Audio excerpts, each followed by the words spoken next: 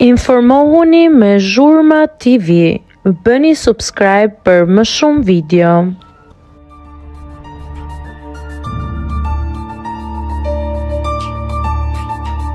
Pas deklaratës së Mozës, dalin pamjet e Zhakut, kraj ish bashkëshortit të shkrimtares. Miqësia e pretenduar mes Zhakut dhe Moza Ahmetit duket se ka marrë një fund të hidhur dhe të pakthyeshëm.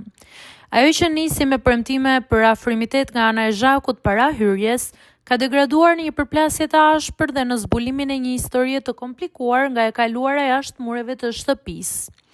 Gjatë spektaklit të djeshëm, raporti mes tyre u kris përfundimisht, por ishin debatet pas përfundimit të transmetimit ato që nxorën në dritë prapa skena të forta. Gjatë një bisede intime me Sonin, Moza lëshoi një deklaratë papritur që trazoi menjëherë rjetin duke akuzuar Zhakun për pabesi gjatë një momenti shumë të vështirë në jetën e saj. Kjo që ishte shoqja ime, kur unë po ndahesha, u bë mike me burrin tim. U shpreh shkrimtarja duke lënë të kuptohet se ndihet me një zhgënjim të thellë. Situata u tensionua edhe më shumë gjatë një përballje të drejtë për drejtë mes të dyjave. Zhaku u përpoq të distancoi duke i thënë: "Nuk kam historinë tënde." Moza ja ktheu: "Ti mund të kesh histori me burrin tim, por me mua nuk ke. Nuk ke fare histori, kemi pas thjesht bashkëpunim."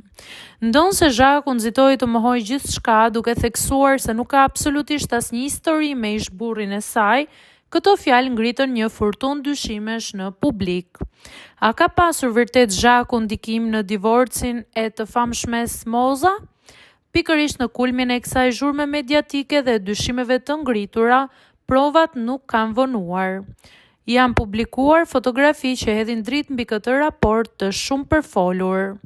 Në imazhin e siguruar, Zhaku shfaqet mjaft i qeshur dhe afërt duke pozuar pikërisht krah ish-burrit të Mozës. Pamjet dëshmojnë qartë që mes tyre ka pasur një miqësi ose njohje të afërt, ashtu siç pretendon shkrimtarja gjatë debatit në Ferm. Fotografia pritet të shtojë edhe më shumë debate rreth asaj që ka ndodhur vërtet vite më parë. Mbetet për t'u parë se si do të rrjedhin ngjarjet në vijim dhe nëse ky detaj do të thellojë akoma më shumë hymnerën e krijuar mes dy konkurrentëve.